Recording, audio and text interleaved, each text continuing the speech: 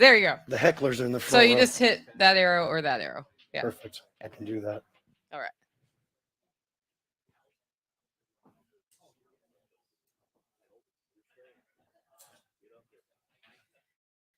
All right. This next cat's a really fun guy to listen to. John Pugliano from Investable Wealth or the Wealth Studying Podcast. Who listens to the Wealth Studying Podcast? All right, jazz hands. This dude decided I'm not going to be a money manager for anybody else until I make my own million for myself. So I'm speaking from a place of authority. But one of the things I love from John isn't just his smooth voice, which is extra smooth right now. Really smooth now. it's it's that he shares how he's making decisions, how he is analyzing the world around us. And today he's going to talk to us about structural shifts in the global economy. When I asked him to share some information we might not know about him, he said he hates money, hates dogs, and doesn't love his grandkids. So, with that, let's welcome John on up. Hey guys, I apologize for my voice. I've been fighting laryngitis ever since Self Reliance Festival. So Eric did give me a medicated cough drop. I'm not sure what medicated is. So this could be a really fun presentation. Okay, so over the summer, the Federal Reserve meets in Jackson Hole, Wyoming every year. They have their big get together. And this past year, their theme was structural shifts in the global economy. I thought that'd be a great thing for us to talk about as well. I, of course, wanted to review their literature and see what they said about what they think structural shifts are and see how it relates to what I think they are. I thought it was fascinating that Christine Lagarde, who's the president of the European Central Bank, her interpretation of the biggest things that, biggest hurdles and structural shifts in the economy are currently the war in Ukraine, the energy crisis, or excuse me, the global energy crisis, and uh, energy transformation and global warming. And I think it's funny, central bankers really all they can do is print money and adjust the interest rates, and somehow they think they're going to affect the weather and all these other things. Um, she also mentioned that we are definitely she's concerned that we're in very uncertain times, and I don't know when times aren't uncertain. Right, so I always say I can't predict the future. I guess that's why I'm not a central banker. She did scare me though when she said that because of climate change and the energy transformation of things, central bankers need to be more flexible and agile and prepared to take unconventional measures if necessary. Well, I don't know what's more unconventional than what they've done over the last 15 years. So we're in trouble. Anyways, the left's upset, or not unless the left, the elite's obsession with climate change and the energy transformation. I'll give you my interpretation of this. Whenever you hear climate change, think of climate reality. Okay, for the last 100 years, we've overbuilt in areas that are prone to floods, hurricanes, tornadoes, wildfires, earthquakes, and the like. And now that all those chickens are coming home to roost, and we've got these trillions of dollars of infrastructure built in these hazardous areas, no one wants to take responsibility for it. So the government officials that issued the permits and the engineers that guaranteed the structures and the insurance companies that insured them, well, no one wants to take responsibility for that. So climate change is really just, in my opinion, a scapegoat for climate reality, and be prepared for all these things that the public, the private sector did wrong. They're going to try and put over on the public sector's balance sheet, just like they do with everything else. As far as energy transformation and transition, listen, there's no doubt we're going to electrify the economy. Okay, we've been electrifying the economy though for 145 years. It's just more efficient to do things with energy. You just always can't get there right away. And so we are definitely going through an energy transition. But again, in terms of when they talk about it, they're talking about using public funds to rebuild the infrastructure that they have not rebuilt over the last 180 years. And specifically in terms of France, and this is why I thought it was interesting that Christine Lagarde talked about this. France used to get more than 80% of their energy needs from nuclear energy. It's down to about 70 now because their reactors are getting old. When they first built the reactors, they had a lifespan of 30 years. Today, the average age in their fleet is 39 years. Okay, they got one reactor that I think is 58 years old. So um, nuclear reactors are probably the way to go, and France is probably the example of the country that has done it the best. But even they have not built anything for 40 years. So the transition is going to come. and probably not as quickly as we'd all like because no one's invested in it up to this point. So as far as my opinions on what structural shifts in the global economy are, let's go way back, okay? Because we didn't get to where we are right now overnight. The world that we live in today, this cough drop was really medicated, Eric, by the way. Um, um, we didn't get to where we are just overnight. The financial system and the political systems that we're all under now pretty much all occurred following World War II. So you go back about 80 or so years to the end of World War II, and all the developed worlds were devastated except for the United States. So effectively, the United States is what China is today. We were the factory to the world. We had all the steel mills, we had all the major infrastructure, and we supplied the world. And we, during World War II, because of the Lend-Lease program and the different, weapon systems and things we sold them, pretty much all the gold in the world had been transferred to the U.S. because we didn't just give things away to people. We obviously sold it to them. So we ended World War II with pretty much all the gold that had ever been in the financial system. And by the time we got into the 70s, we'd gone through at least half of that. So that's just the kind of conversion that's taken place over this time. But the reason so much changed was not only that the world was devastated after World War II, and also that the US had all the money and can kind of reshape things. But two other major things happened. We used the war technologies and applied them to civilian applications. So, I mean, things that we take for common today are, aircraft travel wasn't popular back then. It was something that's developed during the war, even going back to the first war. Um, Drugs and medicine, penicillin, all these new kind of things that were new at that point, techniques for using fertilizer, they were all integrated into the civilian world after World War II, and we had a population explosion. Population of the world after World War II was about 2.5 billion people. So today we've got over 8 billion. That's an increase of over 300% just happened in 40 years. Right? Something like that's never happened in the history of humanity before. And along with all this population growth and the United States really trying to have an impact on all these other global economies, we went from the old days, thank you, of empires, especially from World War I to World War II. There were still a lot of empires. By the time we got at the end of World War II, there were really no empires left. But we went to what I've called isms, right? Capitalism, socialism, you have communism in all its different forms. The Soviets had a communism. Chinese had their version of communism.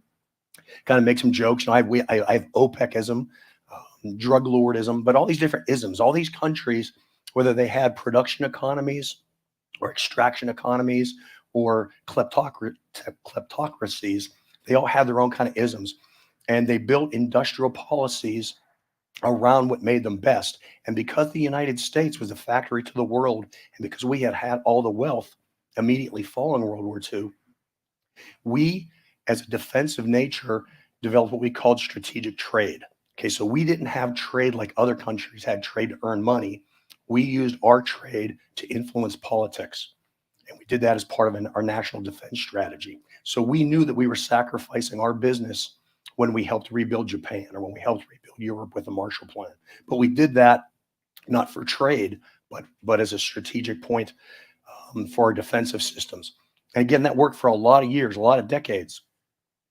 And all these other isms, okay, communism, capitalism, they all worked and all their leaders took credit for them. But the real reason they worked was because of population growth. Because remember, we have this over an 80-year period. We have a 300% expansion in how many humans are on Earth. And if you go through and track GDP, it pretty much just follows population growth.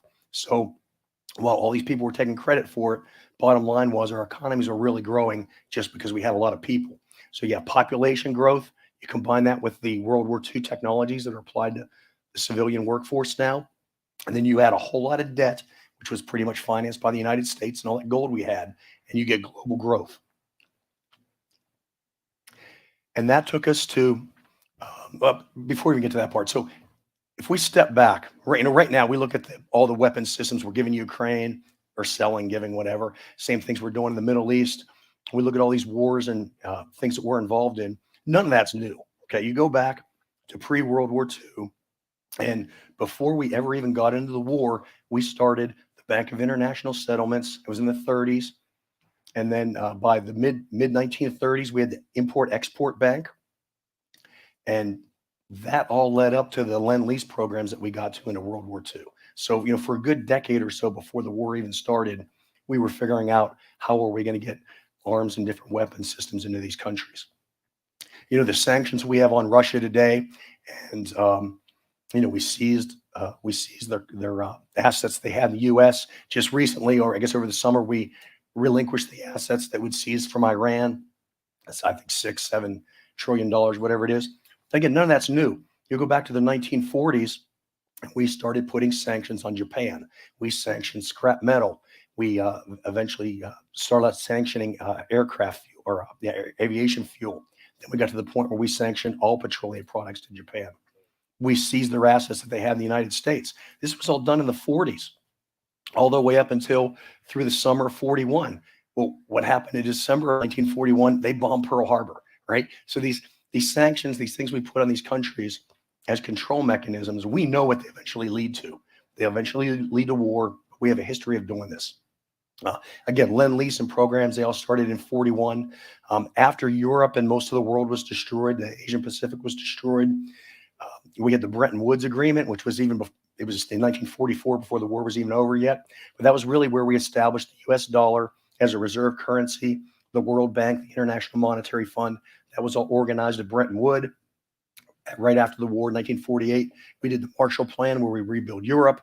And then the bottomless foreign aid really started at that point. We just started pumping money into all these countries where, again, it was about strategic trade. Let's set up these partnerships. Let's be able to loan them money so they can buy stuff from us. We'll let them manufacture products and sell them back into our market. But we want to buy our friends. We want to buy our allies. And that all worked great, again, until you get a few decades into it. And by the time we get in 1971, and again, I know we think we have problems now, but there's been problems all along. 1971, things were so bad. This is when Nixon took us off the international gold standard, because all the things that we promised in Bretton Woods in 44, by 1971, we couldn't afford anymore. Half of that gold that we had gotten from Europe and around the world was gone at that point. So we came up with a new economic policy, and Nixon and Kissinger implemented that. And that lasted for another 10 or 15 years till we get the Plaza Accords, which back in those days, it was the G5. We talk about the G20 nations now. Back then, it was the G5. We got into the Plaza Accord. We had to devalue the dollar again. So consistently, we're just constantly resetting our currencies and devaluing our dollars, as does the rest of the world. And again, this continues to follow through. 1991, we had the collapse of the Soviet Union. Japan's bubble burst, and fortunately, at that time, we get into 2000, where China gets into World Trade Organization, and we start printing money. It was what was known as quantitative easing. But 45 years after World War II, this is in that period of 1991 when things really fell apart. And the reason is that economic system, everything that was developed in Bretton Woods and pre-world and post-World War II in those early years, again, everything was based on people thought their isms were working. Communism was working. Socialism was working. Capitalism was working. And again, it really mostly had just to do with population growth. The more people that are born, the bigger the economy you have. But you get 45 years post-war, and the baby boom is already all born. And the next generation's been urbanized. They're not on the farms anymore. They don't have as many kids. So you don't have the next wave of kids that are coming behind the baby boomers, the Gen X's and such. There's not enough of them being born. So we start to have slowdown in population, and all these ism empires start to fall apart. The technologies that we used in World War II, they're not novel anymore. Right? We've already maxed out all how many jet airplanes we can use, and the computers developed, but it's still kind of clunky in the 90s. We don't get all the efficiencies we need out of it. So countries just double down more on their industrial policies. Taiwan really focuses on things like semiconductors. Japan at that point was really still very involved in steel production, automobiles, consumer electronics. But again, the economy just wasn't growing as fast as it was. And we saw the two major things take place in 1991. Japanese bubble bursts, okay, 1991, even as of today, based on the value of the Japanese yen, the Nikkei has not gotten back to where it was in 1991. It's been that long. They've been in a bubble for 30 years. They're just really starting to come out of it now. But at the time, they were the number two economy. It was like China today. If China was to just totally fail tomorrow, that's what it was like in 1991 when Japan went under. And at the time, we were hearing things. Japan's buying Rockefeller Center. Japan's making all these investments. Japan has the Toyota way. They've got just-in-time deliveries. It was all these fantastic things. All kind of American jobs were going to Japan. But bottom line is, they had a bubble economy. Their economy wasn't real. It was based on just population growth, and they'd way overestimated the real estate. Same thing, 1991, Soviet Union collapses. They had a totally different system right there. They had a different ism, but it didn't work. And again, they were the number two superpower. It was unthinkable at the time that the Soviet Union was going to fall apart, but they did. And what that left was, this was like the United States and China winning the bingo game, because now the United States, second biggest economy that was a competitor to them, went away overnight, and the big superpower went away, and that left America as being top dog again, and we could make China the factory of the world. And we spent the next 9 years or so integrating China into the World Trade Organization so they could become the factory of the world. We thought China was going to be real docile, real nice. They have low wages over there, plenty of factory space. We can get all these cheap products and all this deflation basically coming out of China. And once again, that worked for a while, but over the next 10 or 20 years, things just got worse with population. People continue to have lower child births. We had what was called a peace dividend. When the Soviet Union fell apart, everybody thought, well, we don't need militaries anymore. So we took a lot of the money that was spent on defense, and then just like we did after World War II, we took those technologies that we had used to fight the Cold War, and we put them on into the civilian population. So things like the internet, the GPS systems, satellites, telecommunications, these were all great, really big revolutions that were able to occur into the 90s and produce that growth into the 2000s. But again, it was short-lived because that peace dividend went away, and we just didn't have the population growth, and none of these economies really sustained themselves enough. And you guys have all lived through that. You know what took us to next? It was a financial crisis of 2008.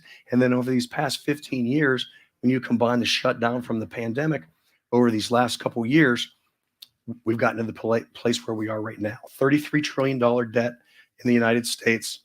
We're running a deficit this year with the lowest unemployment in history. And we have a $1.7 trillion deficit this year. So the government's spending over $6 trillion, and supposedly the economy is fine. Okay, that's how we got to where we're at. We got to the point in 2008 where we started quantitative easing. And this was a Japanese invention. The Japanese started quantitative easing in 2016. And what happened here is that the Japanese it's a small island. It's very monolithic. The culture's all very similar. They're all they don't have a lot of immigration or different types of ethnic backgrounds there. So they're a very homogenous type people. They're very intelligent. They're very technically astute. They had a very disciplined economy. So as their population started to decrease, they were able to take technology and max it out and go from more of a manufacturing process into development and design. That's why we have all the Asian Asian car companies and things like in the United States today. They decided not to make as much as that there and just forward position it here in the United States. They did that because they had a declining population and they had these huge amounts of debt. They could no longer afford to build all the factories and do the things in their own country because they didn't have the people to work it, and they'd way overspent their money. but their economy never failed, even though today, we complain about our debt to GDP. Japan has the worst debt ratio in the world. 260% debt to GDP is where Japan is right now. And they've been able to work this because of that declining population rate. If you have advanced technology and you have a declining population, that's very deflationary. So that means that your country can print tons of money. And just to kind of give you an idea of fertility rates in Japan right now, it's at 1.7 fertility in 1991. The Japanese fertility rate was 1.57. Okay, that's way back in 1991. You need 2.1 births per woman just to maintain where you're at. So Japan's population is declining so much that in the next probably 60 years, next 2 generations or so, there'll be half as many Japanese in 60 years than there are today. That's how they got away with having so much debt, though, because they had the debt, um, but the deflationary nature of not having children kind of um, counteracts that and lets them get away with quantitative easing. We think we can do that in the United States. That's our plan right now. In fact, the whole world thinks they can do it. I don't think the rest of the world can do it. I think we might be able to get away with it in the United States. Get away with what? Get away with printing money. These crazy high deficits. Married with depopulation? Correct. And I think I'll get to a population thing for the U.S. here. So that takes us to my theory on where we're at right now with structure shifts in the economy. We got a stagnant and declining global population as well as a U.S. population. China has gone from being a factory to the world to being the foe. That strategic competition that we used to have, or the industrial policy that we used to have, where it was strategic trade, where we were willing to trade with people just to make them our friends and to have them as allies, that's now shifted to strategic competition. We'll talk a little bit about that. And then we're in the era of maybe cheap money ending. Okay, so populations gets to your point. It's all about population. On real estate, they say it's all location, location, location. Again, the economy is all about population, population. As long as you have population growth and you have people constantly buying things, you have an expanding economy. Well, right now, the global fertility rate is 2.3. And I've been talking about this for years. This number has gone down drastically just since the pandemic. Okay, you need 2.1 to have a stable population. Globally, we're at 2.3. That includes, Bangladesh and India and all these other countries where you think they have large populations. Here in the United States, we're at 1.6. 3 years ago, we were just about the equal rate. Today, we're at 1.6. European Union overall is at 1.5. Countries like Italy are much worse than that. China's at 1 point. We can't believe anything comes out of China, but we think they're at 1.1, right? 1.1, 1.2. They're worse today than Japan was, 30 years ago. Even a country like India is at 2.0. So theoretically, India is below the replacement rate. You can't have an expanding, growing population if you don't have people.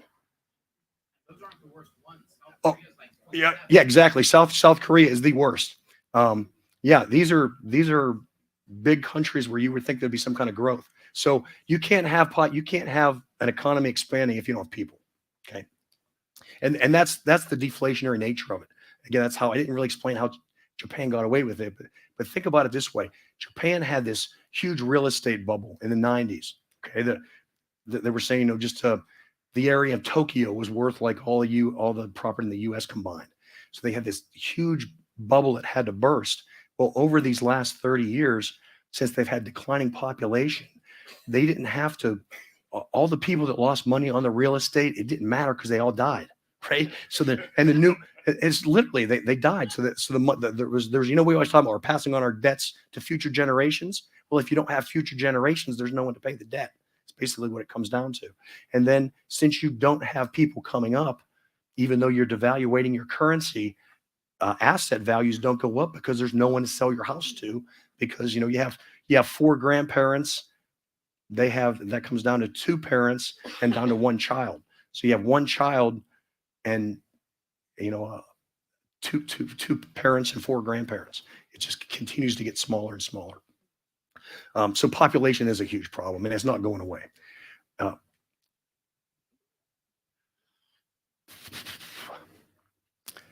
Yeah, as I said before, so these isms, they all thought they had the great isms, they were all going to work. It didn't matter.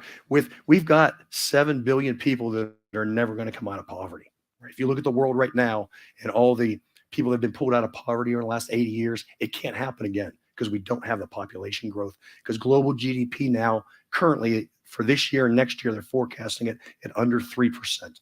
Again, it's that way because we don't have people being born. There's nothing we're going to do to change that.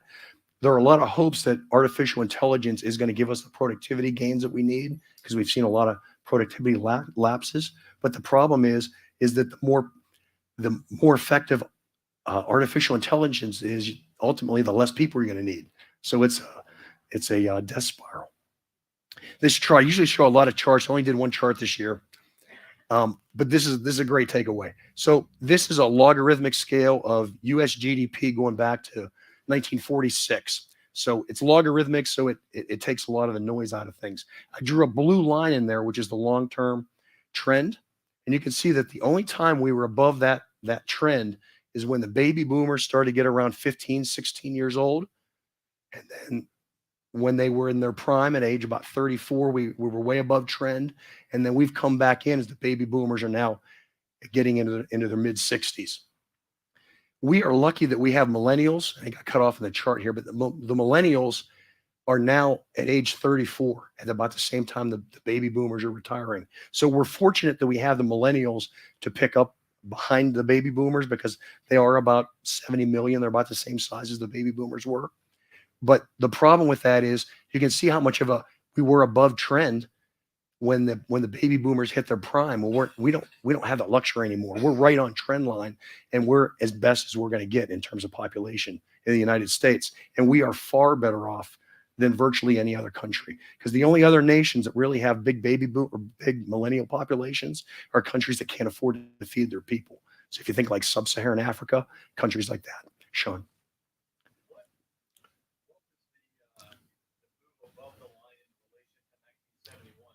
Can you repeat his question? Yeah, so he asked what was the move above the trend line in relation to 71. So this is when the baby boomers are all becoming adults. Well, we went away from the gold standard. Yeah, if you look at it on the non-logarithmic line, it actually is better than that.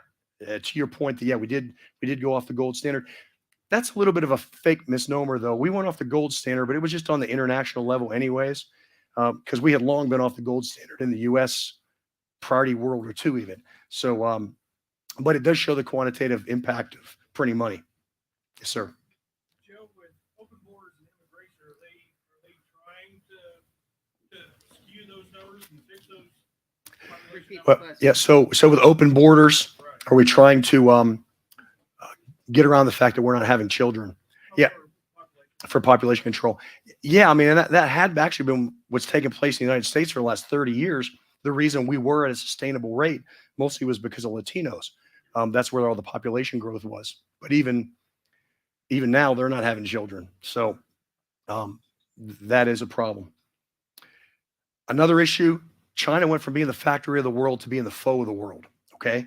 And we thought, for some reason, we thought over the last 30 years that we will be China's friend. We'll give them money. We'll teach them all of our technologies. And they're just going to, they're going to be our ism, right? They're going to be in our form of capitalism. Well, they're not. They're in the Chinese communist system. That's their ism. That's who they are. And we should have known this, because every other time we've done this in the past, the same thing happens. The countries get big. They want to get militant. They want to have their own influence, just like we do. We have a Monroe Doctrine. We don't want people putting military bases in South America. Chinese don't want us in the South Pacific. We should have expected that, but now it's like a new revelation. Oh, gee, they're our enemy. Well, of course they are. The problem with China becoming a foe, though, and not being that factory anymore, is that a lot of our deflation came from China, right? All the things that we could have made over there, we made less expensively. Now we got to bring those back to the United States or start making them in Mexico. And that means that this the persistent inflation that we've seen over these last few years with supply chain disruptions, it won't be as bad as it was through COVID. But I don't see a lot of this. I don't see a lot of the inflation going away because China's not going to be there as a global producer. And it's not that they're going out of business or we're going to totally decouple from them because we can't. But it's sort of like a bad divorce, right? We got a bad divorce with China, but we got joint custody of the economy. And we're still going to be separate. We're going to have a lot of skirmishes, and it's going to mean that prices are going to be higher for longer. So I think the persistent inflation stays, and even to the effect that we can move away from China, we can make things in Vietnam, or we're starting to make a lot more things in India. No other country had the benefits that China did. China was a lot like Japan in a lot of ways. They're very monolithic. The Han Chinese, they've got other ethnic backgrounds, but the big workforce was Han Chinese. They had the right ports in the right locations. They were willing to print their money and have a lot of government-sponsored factories to make these cheap and expensive products for us. Nobody else has that kind of money, and no one has that rural population like China did going back 30 years ago. They could fill their factories with cheap labor because they pulled all these people from the rural hinterlands.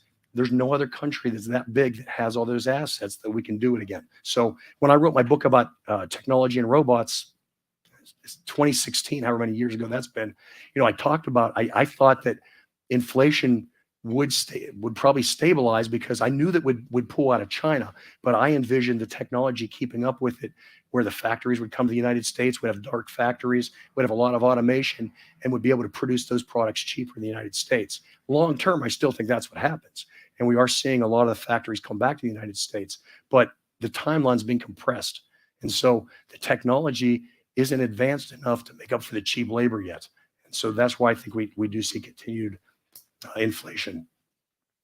China's future, we don't know, right? I can't predict the future, but it looks to me like they're in a crossroads. They're either going to go to the Japanification in 1991, where they have a bubble burst. And if you're following China right now, they have a lot of problems with excess debts. A lot of real estate deals have gone bad. So that would be similar to what we saw with Japan. They could go that route. And remember, when Japan failed, they were the number 2 economy, just like China's the number 2 economy. So that isn't out of the realm of possibility.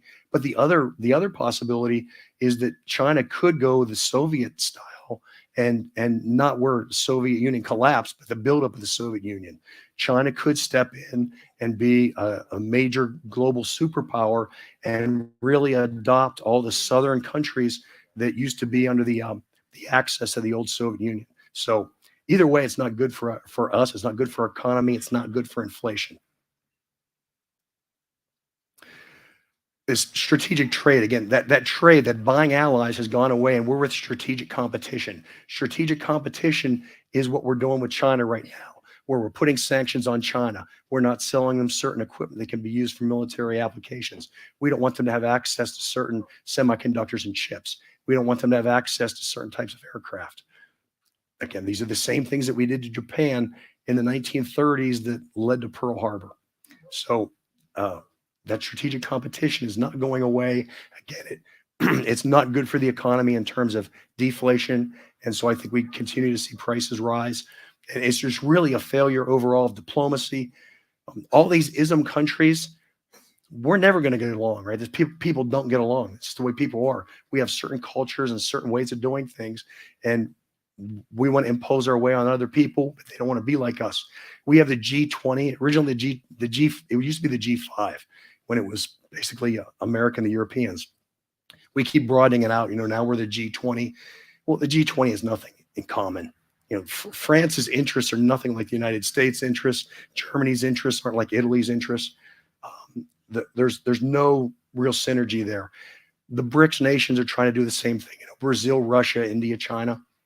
But same thing. They have nothing in common, right? The Chinese do not get along with the Russians any better than they get along with us. Okay, in fact, worse. They got border disputes that we don't have.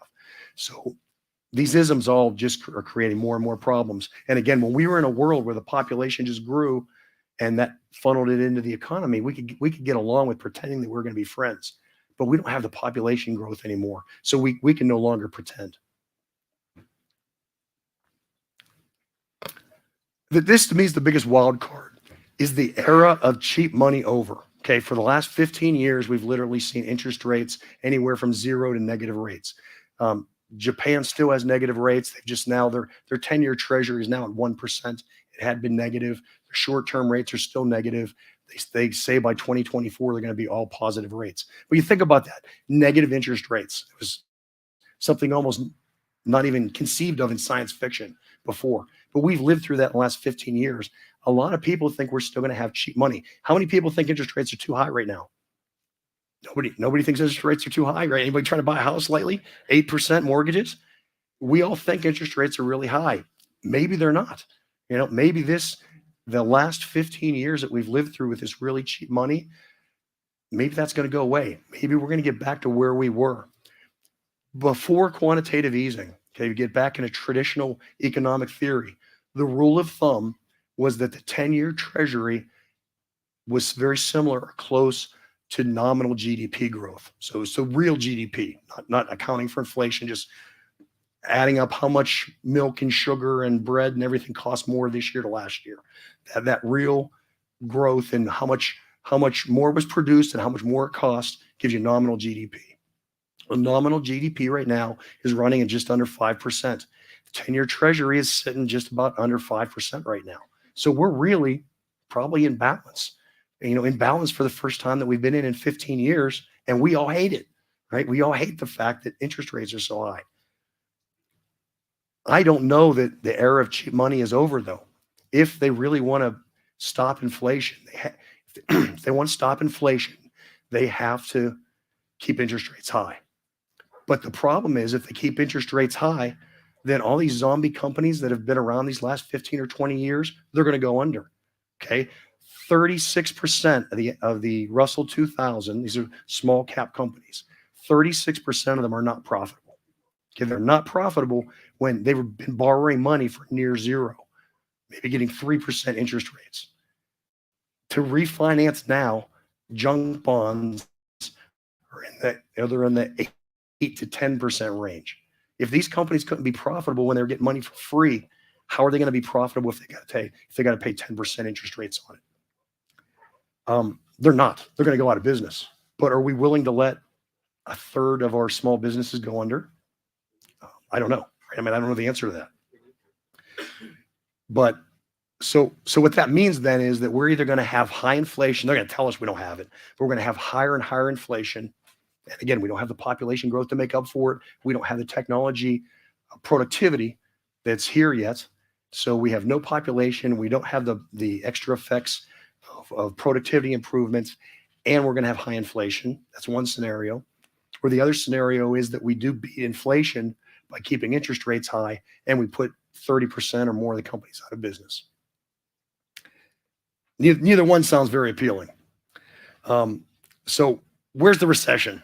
We've been talking about a recession for a year now. Something to think about the recession. I mentioned before, we've printed $1.7 trillion in this last fiscal year. That was deficit spending. So the government spent well over $6 trillion in an economy that's only 26 trillion in size. So that extra basically $2 trillion was the money, I think, that's kept us out of a recession. Okay, so we got that extra money that's just being built out by the government.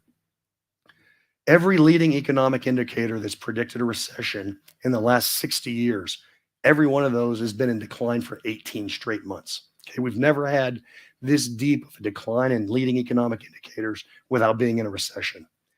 The S&P 500 this week has bounced up.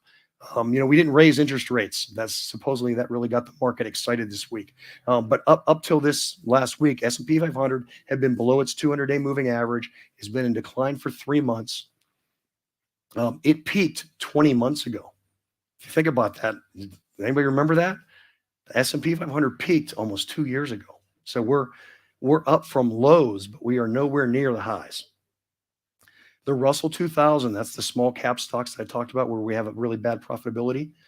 Those guys are below their 4-year moving average. Okay, we have not been below a 4-year moving average for this long, any period of time when we weren't deep in a recession.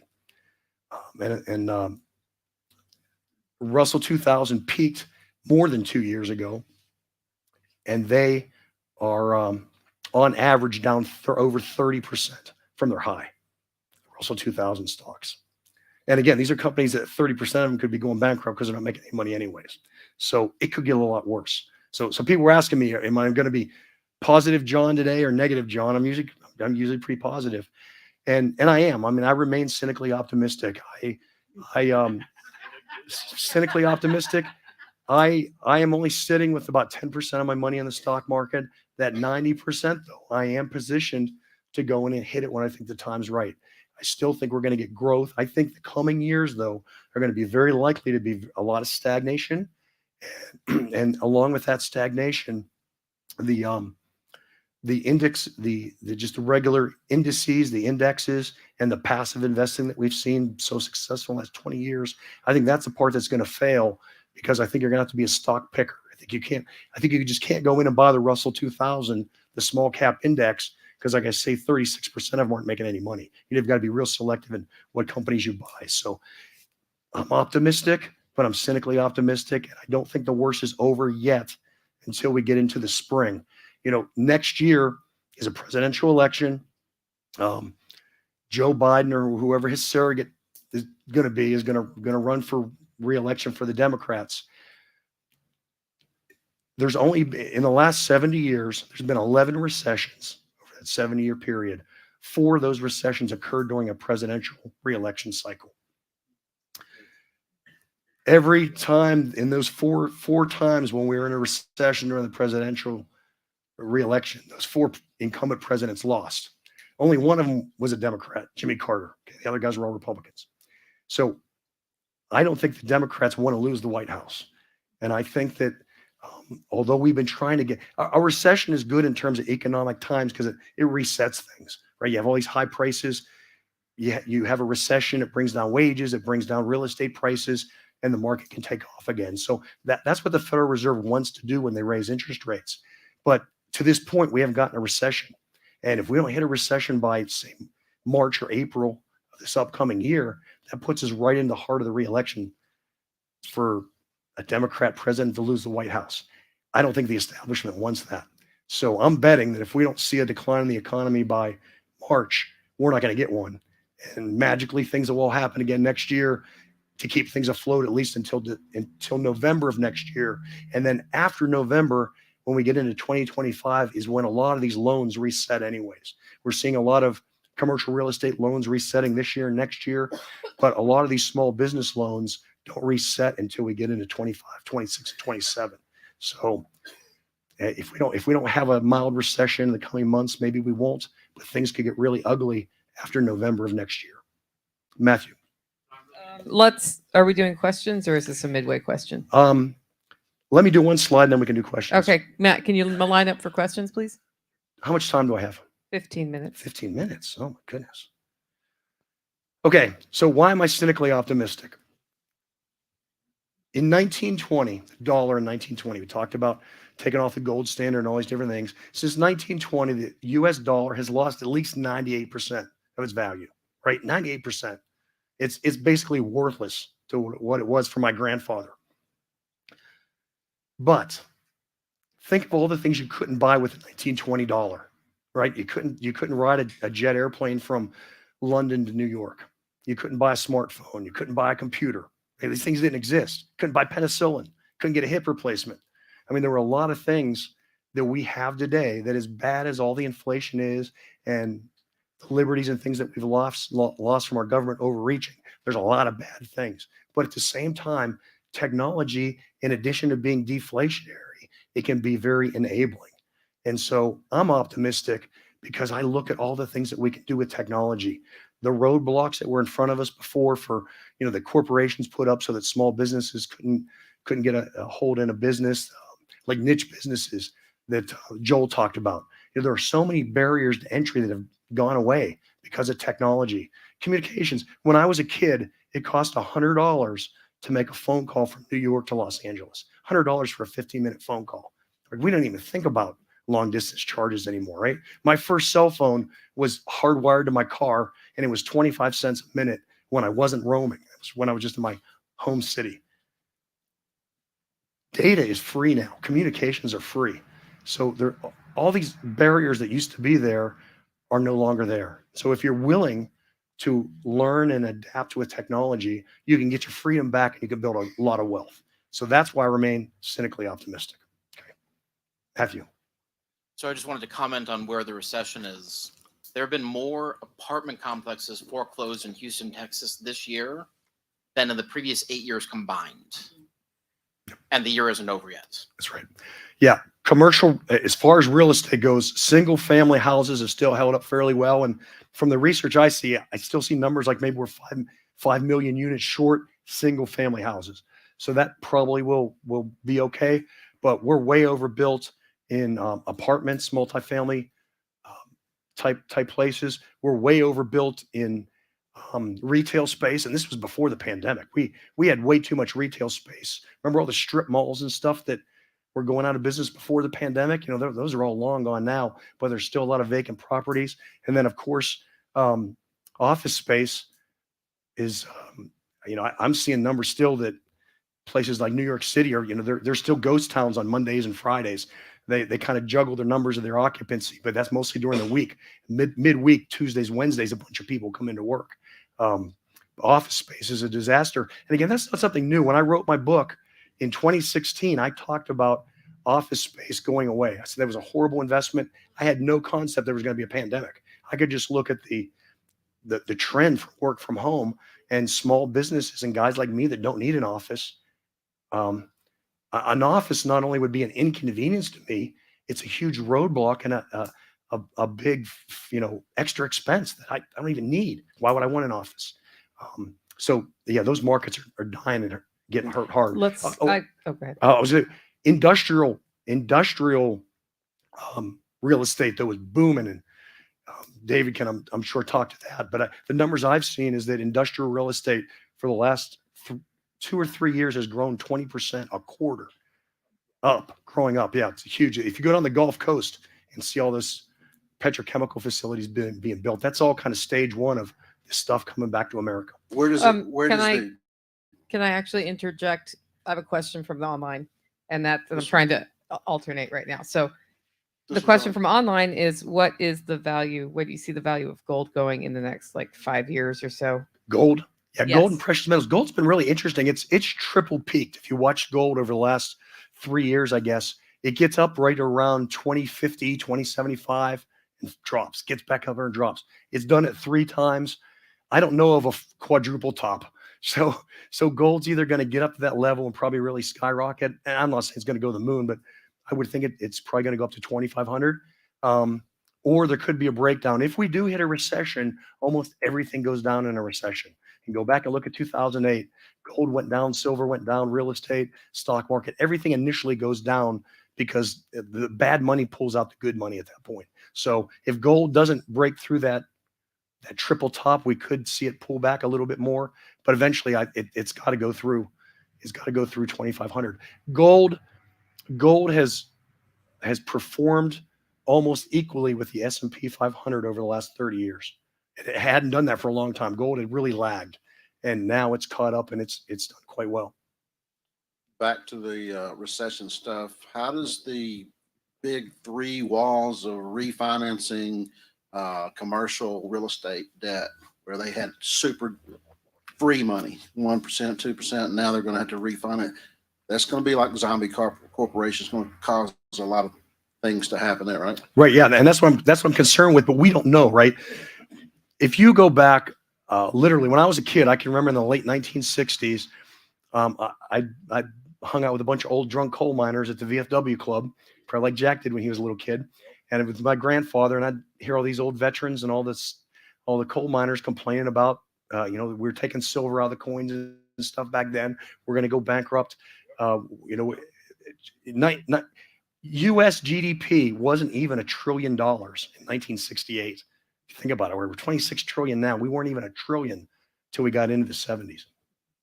But when I heard all that stuff, and the reason it didn't come to pass, or if you follow guys like Peter Schiff, he's always talking about gold and all the things that have drive gold higher. Well, he's been saying the same stuff for 25 years. It's not that he's wrong. It's just that they changed the rules. right? Before 2016, there was no quantitative easing in the world, right? The Japanese invented it. It worked. We, not quite negative interest rates. They did their negative interest rates, and they'd done quantitative easing prior to that. That's why we did it in 2008. But there wasn't quantitative easing until there was. There wasn't negative interest rates until there was. So they can continually change the rules. And what they may do, what we're seeing Japan do right now, they call it yield control, where they had negative interest rates. They had rates designed so that corporations would pay a different rate than the government, so the government could continue to borrow debt at a lower price. And you say, well, how can you do that? Well, they just did it, right? We just did it. These guys, they stay up at night dreaming ways that they can print money, and we don't know what they're going to happen. So what in this refinancing world, they call it extend and pretend. They know that you can't pay your debts, but if you go under, then it's a hit to my balance sheet. So I'll just extend you for another 30 years because I'm going to be dead by the time you don't pay your debt. Let's take our next question. So my question revolves around the student loan bubble. I've heard in the past that a decline of just 2 to 3% of student enrollment rates will probably burst the student loan bubble, and that bubble is much bigger than the 2008 housing bubble. What's your opinion? I haven't studied that closely enough. That doesn't sound right. So I would say no. One thing about that, the people that own the student loan debts, that most of it's government anyways. So again, it's like Social Security is never going bankrupt because they just print the money. But I think of the actual private companies that handle student loan, I think there's only like less than 5 of them. So again, that's extended pretend. Remember back in March, they were all worried about the banks that were going under. We had a banking crisis. 3 banks went under. Okay, there's 4,500 banks or so in the U.S. 3 went under. 2 of them were crypto on and off ramps. Okay, I still think that's why Silvergate, I don't know, Jack, if you study this now, but Silvergate and Signature Bank in New York were the 2 main avenues to get on and off through Bitcoin and other cryptocurrency. Both of those banks went down in a week, within 6 days of each other. No reason in terms of the crypto was sound, but they suddenly went away. So I think there maybe was more to the story than that. They were forced away. But even with those banks, and you see I do all my brokers through Charles Schwab. Like people say to me, well, Charles Schwab's got $19 billion of losses on their books because of all the treasury bonds that they own. Well, they're never going to sell those though. As long as you hold them into maturity, you get your money back. And the Federal Reserve has gone into Schwab and all these other banks, any institution, they will collateralize your U.S. treasuries. So even if you have this billions of dollar losses, again, they just extend and pretend it. You take your bills down to the repo window of the Federal Reserve. They loan you what money you have. That money moves from your balance sheet onto the Federal Reserve's. They hold them for 17 years. And by then, the debt's not worth a third of what it was anyways because of inflation just devalues it all. Sean? Oh, Sean, you're next. I was just going to ask about the Russell companies that you mentioned that were not profitable under free money policies. Do you think there'll be an opportunity to buy either assets or customer lists, things like that, as that happens? Or do you think that companies like Apple and Amazon that have these massive cash reserves are going to step in and buy those? I think there'll be opportunities. Something I think about with Apple. Apple's net worth of their stock is worth more than all the Russell 2000 combined. Okay, it's $3 trillion. Russell 2000 combined is a little less than $3 trillion. So Apple could buy every small cap company in America if they wanted to. That's how much money they have. I think there will be mergers and acquisitions. Again, that's why recessions work so well. When you get into a recession, the guys that manages their business poorly, they go under, and the guys that were when Joel talked about running a business, what did he say? The worst thing you can do to scale your business is to go into debt, right? The reason these companies go under is because they have too much debt. They're borrowing money to paper over their operating errors. Well, if they can no longer borrow that money, then their assets have to be sold. The guys that run their business responsibly get to buy that, either the inventory or the employees or whatever, and bring them over. So, I mean, I think a recession would actually be a good thing. I just don't know if we let them happen, because all the debt allows zombie companies to exist. They're companies that should not be in business to begin with. They have poor management. They don't have. It's like China. China's production system. I used to go there for a decade in the early 2000s. Their manufacturing facilities were horrible. They didn't have to make a profit. They were funded by the state government, and they made enough stuff of at least a high enough quality to get it shipped in the United States and sell it. That's all they wanted to do. They just want to keep pumping out product. But it wasn't efficient. It wasn't productive. It wasn't quality. Yes, sir. John, you mentioned 3 banks went under. I'm wondering if you've been following bank mergers. I had an account with a small bank just based in North Texas, and they merged with another, and then that merged with another. It seems that there's a consolidation going on under the radar. That's not bank closures, but it's a consolidation that's going to limit consumer options. Yes, that's true. That is happening. But again, it's been that way for a long time. We've got about, I said 4,500, somewhere around 4,000 banks right now, which is more than anybody in the world. I think Canada has like 8. Europeans, they have a couple banks per country. We're really the only system that has many as we do. I go back in when I was a young man, we used to have something called savings and loans. I don't know who remembers savings and loans, but I mean, there was like 8,000 of those, and those are all gone. So there will. Drive the stagecoaches too, John? And so the banks are going to consolidate. There is a place for them though, again, because our system's so different. The elites want them. They don't want them to go out of business. The big Wall Street banks that you hear about, they're money center banks. They want to do the IPOs and the big investment deals. They don't want to fool around with your $2,000 loan for your business or something. They don't. You're nickel and dime to them. They don't want to fool with that. So I think we'll keep most of those.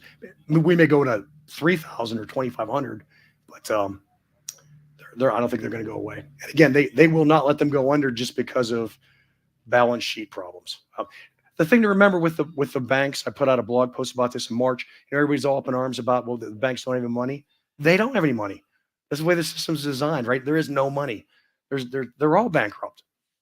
So that's how they can pick and choose of who stays in business. But they want those small businesses there. And I would encourage you to work with your local bankers. If you live in small communities, go get to know your local banker. I don't borrow any money, but I know my local banker. I know if I need it, it's there. During COVID, when they were handing out all kinds of money, and I knew people that were dealing with the big banks that couldn't get through to anybody, my bank called me. They asked me if I needed money. I told them no. They told me it was free. I told them I'd take it. But I mean, they called me. I mean, I heard other people working Bank of America, these big disasters.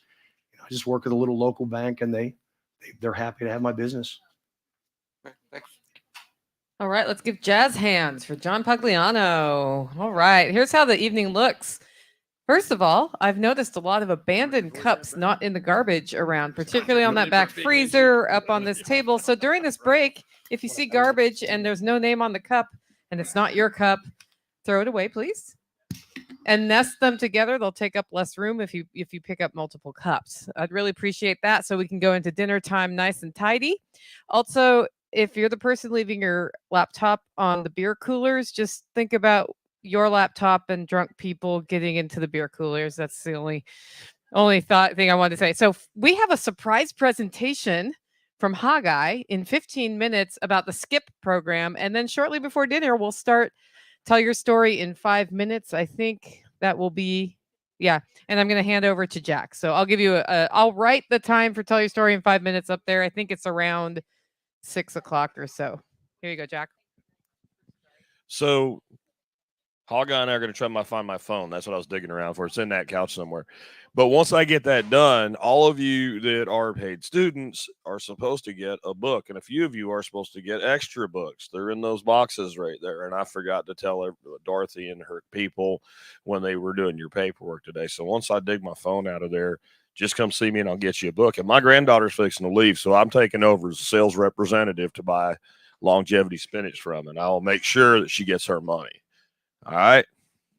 And the other thing is we have this open time, and Hoggeye's going to be doing that, but it's open to anybody. When you see open time on the schedule, there's something you want to do and talk about, maybe only 2 or 3 people want to listen, put it up on the whiteboard, and you can use that time. And we did that because I found some of my best instructors from somebody that came to the class to learn. It's like, I don't have anything except this. And then there's 30 people sitting around watching this dude's laptop. So you have that ability to do that as well. And I will confirm. So we're going to start in about 15 minutes with Hogeye. And then at about 6:15, we'll start Tell Your Story in 5 minutes. You're welcome to mill about, get beers, help us clean up, and we'll see you in 15. She jacked that out of my hand. I've got a little stove from Blue Sky Biochar back there I'm going to play with out there if you want to see it. And I have a keg in the back that is free for anybody to sample from. It's my version of a light beer. It's a craft beer, but it's light, 4.2%. And then later we'll break open a Hefeweizen and a Mexican lager, Slims.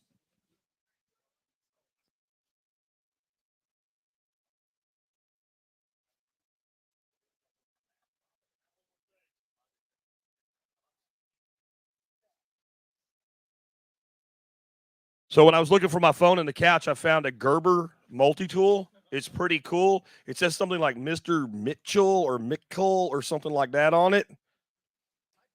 It could have been in there a long time. I'm just saying, right? But if it's yours, I have it. All right.